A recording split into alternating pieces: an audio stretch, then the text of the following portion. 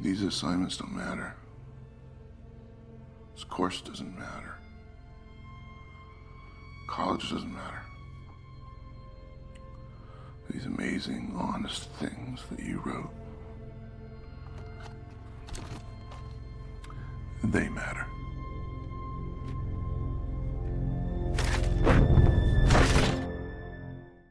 The Whale. Easily my most anticipated movie of last year. And to be honest, can you really blame me? It was being directed by one of my favorite directors of all time, being helmed by one of my favorite companies of all time, and it was filmed in the 4:3 aspect ratio, so of course I made it an obligation to watch this movie as soon as possible.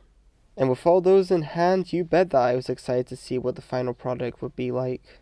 And the end result turned out to be extremely depressing, which is pretty much par for the course for Aronofsky. He is no stranger to how brutally depressing his films can get at times. Requiem for a Dream, you may have heard of it.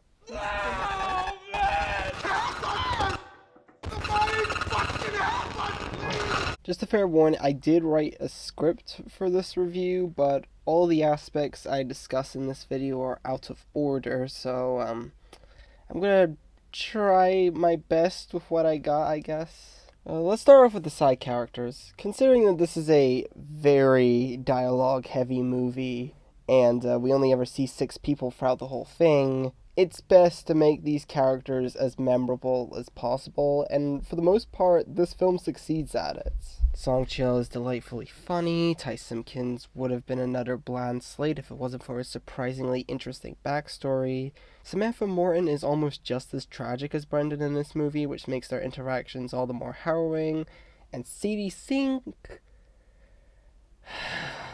Trust me, we'll get to her later.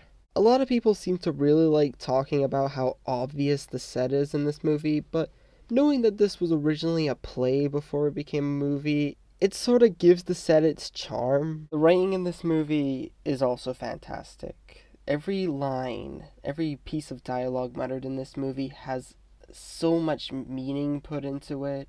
It's honest, it's brutal.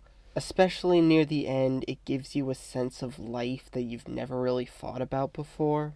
Oh, and speaking of the ending, oh, and by the way, once again, spoiler alert, the ending is definitely a massive contender for last year's most beautifully shot scenes. Sure, it's a pretty bittersweet ending, but the way it's shot and edited are both beautiful and, dare I say, original? Which may I say, I didn't think that original shots in the movie that was released in this modern of a light would be possible, but Aronofsky found a way, and I'm proud of him. The only thing I didn't like about the movie was Brendan's grunt as he died. The movie would have been better off without it. And the direction with the cinematography is so good. I swear, A24 can make a movie about my dog and it wouldn't be thought of as anything but a masterwork. And last, but certainly not least, we need to address the elephant in the room.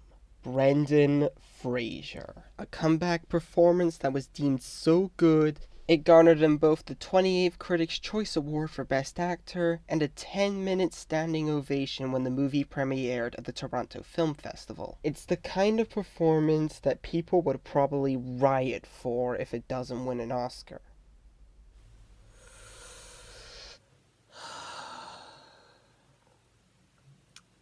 Yeah, I think I get why now. This is easily Brendan Fraser's best performance to date. Primarily because he just disappears into this role without any second thought.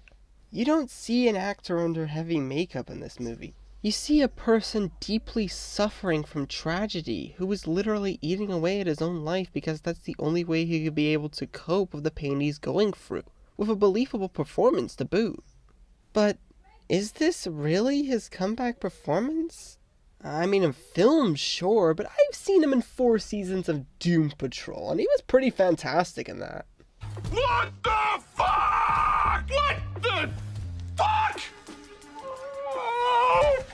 No, seriously, what the fuck? God, I missed that show. Oh, and I almost forgot to mention, the heavy makeup for this character is absolutely phenomenal. Though I didn't like seeing him naked, that was weird. Overall, it is a solid 7 out of 10, which before you say, Bryce, you're serious, right?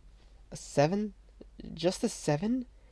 You've been heaping praises on the damn flick for the entire video between its cinematography, performances, writing, and just how deeply depressing it is.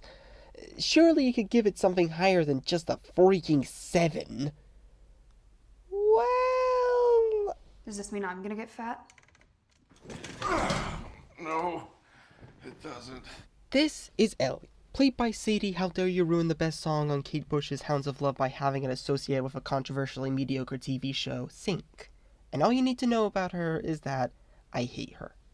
Look, I'm very aware that this was a character carried over from the stage play, just like a lot of these characters, and I presume that Aronofsky told Sadie to just do the exact same thing that the character did, but worse and more over-exaggerated. Not to mention that there is a point of her being there, and the character's functions in the story are alright, to say the least. But that doesn't change how deeply unlikable she is. She is one-note, cartoonish, abrasive, not the slightest bit believable, and I'm just gonna come out and say this, heartless. She tortures Frasier at one point by putting his walking stick in a place where he's unable to reach it, knowing that he could barely walk anymore, making me feel sorry more for Frasier rather than Sync's so-called troubled teen. I've seen Stephen King bullies that are less over-the-top evil, and that's saying a lot considering how psychotic some of them can be. And the worst part is that she's never called out for her actions and never suffers the consequences. She never grows as a human being. Suddenly it makes me feel less bad about Max's death in Stranger Things 4. See, what Max didn't realize is that I take it very seriously to heart when someone misuses a great artist's work in a film or TV show. Ain't that right, Bjerg? You shouldn't let poets lie to you. That is very true, without a doubt. Wait, what on earth did I miss? But besides that one extremely massive problem, this movie was actually really good. I give it a 7 out of 10. With that said, I am never watching this movie ever again. I don't even have an ending joke lined up for this one. This seriously broke me. No, really, I could have chalked up this whole review with nothing but jokes, like, oh, this is a Nico Kato avocado movie starring Brendan Fraser. I'm not going to do that here, because it'd be a major disservice to the film if I did. So yeah, that was my review of The Whale. I hope you all have a good life, and let your futures be hopeful.